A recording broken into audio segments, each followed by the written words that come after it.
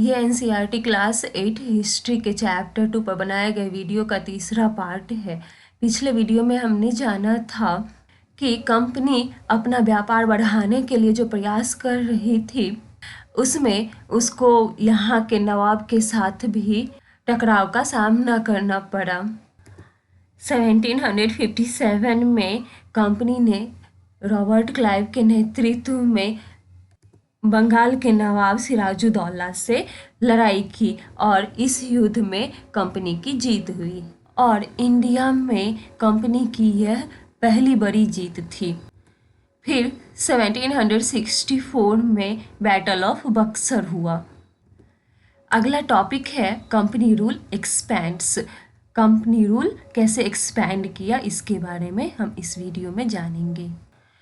अगर हम 1757 से 1857 के बीच ईस्ट इंडिया कंपनी का इंडियन स्टेट्स पर एनेक्सेशन की प्रक्रिया को देखें तो कुछ महत्वपूर्ण बातें सामने आती है। किसी भी अननोन टेरिटरी पर कंपनी ने डायरेक्ट मिलिट्री अटैक नहीं किया।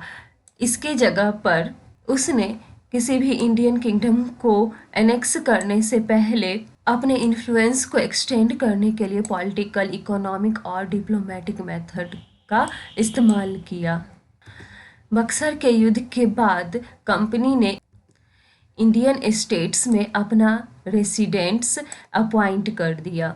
वे पॉलिटिकल और कॉमर्शियल एजेंट्स होते थे और उनका काम होता था कंपनी के हितों की रक्षा करना और उन्हें आगे बढ़ाना। रेसिडेंट्स के थ्रू कंपनी ऑफिशियल्स ने इंडियन स्टेट के इंटरनल अफेयर में इंटरफेयर करना स्टार्ट कर दिया। वे यह डिसाइड करने की कोशिश करते थे कि थ्रोन पर कौन बैठेगा, यानी कि राजा कौन बनेगा और किस पद पर किसको बैठाया जाएगा। कभी कभी कंपनी स्टेट्स पर सब्सिडरी एलियंस भी थोप देते थे। इस एलियंस के तहत इंडियन रूलर्स अपना इंडिपेंडेंट आर्म फोर्सेस नहीं रख सकते थे, उनको यह अधिकार नहीं रहता था।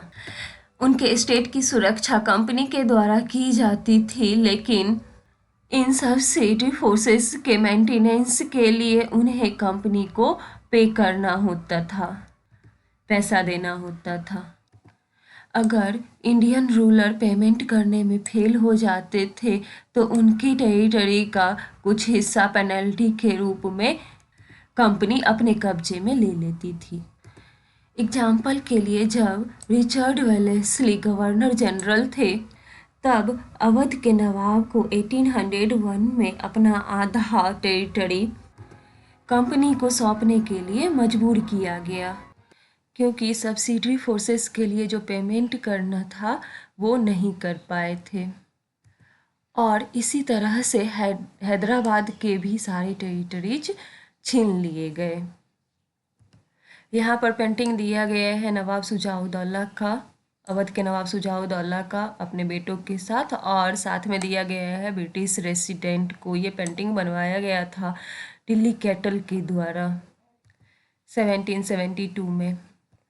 बक्सर के युद्ध के बाद हुई टेरिटरीज जो संधि हुई थी उसके द्वारा नवाब शुजाउद्दौला से बहुत सारे अधिकार छीन लिए गए।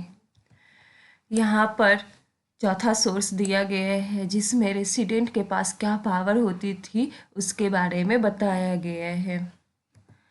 स्कॉटलैंड के फेमस इकोनॉमिस्ट और पॉलिटिकल फिलोसफर जेम्स मिल ने कंपनी द्वारा अपॉइंट किया गया रेसिडेंट के बारे में यह कहा था, we place a resident who really is king of the country. उन्होंने कहा था कि रेसिडेंट जो होता है वो एक्चुअली कंट्री का राजा होता है। उसको जो भी निर्देश दिया जाता है नॉन इंटरफेरेंस का, मतलब दखल अंदाजी नहीं करने का, वह उसके अंडर काम करता है। जब तक प्रिंस ब्रिटिश गवर्नमेंट के अकॉर्डिंग काम करती है तब तक चीज़ें आराम से चलती है। शासन के कामों में रेसिडेंट के अपीयरिंग के बिना सब कुछ चल जाता है। लेकिन जब कुछ अलग तरह का घटता है, जब भी प्रिंस कोई ऐसा रास्ता अपनाता है जो ब्रिटिश गवर्नमेंट के अकॉर्डिंग गलत है, तब क्लैशिंग और डिस्टरबेंस पैदा हो जाती है। ये जेम्स मिल के द्वारा 1832 में लिखा गया था।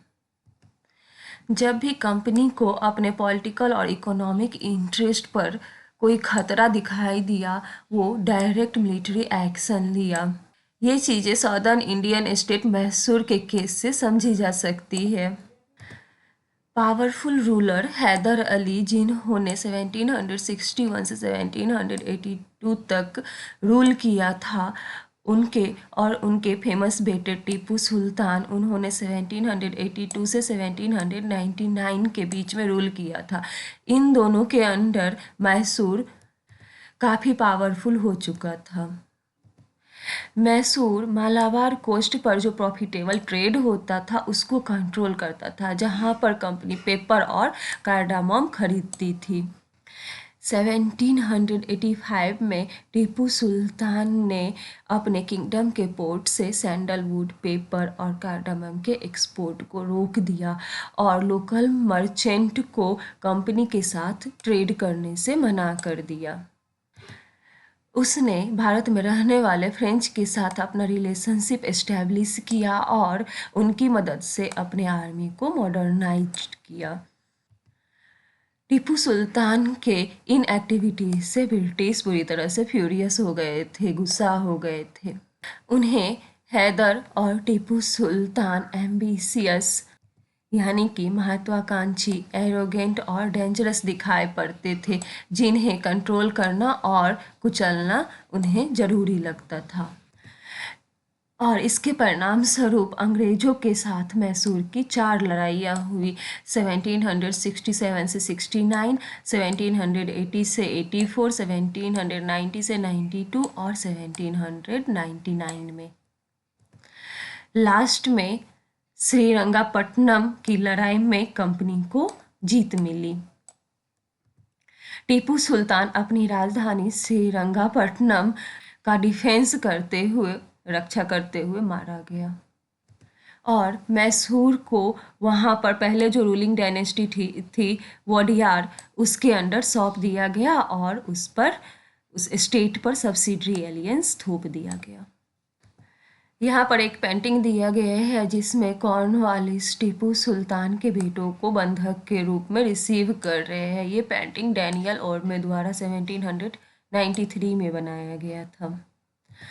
बहुत सारे लड़ाइयों में हैदर अली और टीपू सुल्तान ने कंपनी फोर्सेस को हरा दिया था, लेकिन 1792 में जब मराठा, हैदराबाद के निजाम और कंपनी ने मिलकर अटैक किया तो टीपू सुल्तान को ब्रिटिश के साथ मजूरी में संधि करनी पड़ी। उनके दोनों बेटों को बंधक के रूप में रख लिया गया अंग्रेजों के द्वारा। ब्रिटिश पेंटर इस तरह के पिक्चर हमेशा बनाना, इस तरह के पेंटिंग सीन हमेशा बनाना पसंद करते थे, जिनमें ब्रिटिश पावर की जीत दिखाई देती थी। यहाँ पर टीपू के बारे में स्टोरी दिया गया है।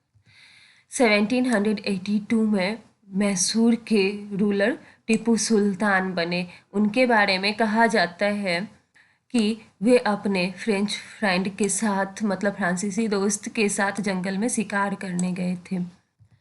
वहाँ उनके सामने एक टाइगर आ गया। उस टाइम उनका गन भी काम नहीं कर रहा था और उनका जो डैगर था वो भी नीचे ज़मीन पर गिर गया था। लेकिन टीपू सुल्तान ने निहत्थे ही टाइगर का मुकाबला किया और नीचे से डैगर उठा ली और फाइनली लड़ाई में टाइगर को मारने में सफल हुए। इसके बाद से उन्हें टाइगर ऑफ मैसूर के नाम से जाना जाने लगा। उनके फ्लैग पर भी टाइगर की इमेज होती थी। यहाँ पर एक खिलौना दिया गया है, टीपूज टॉय टाइगर।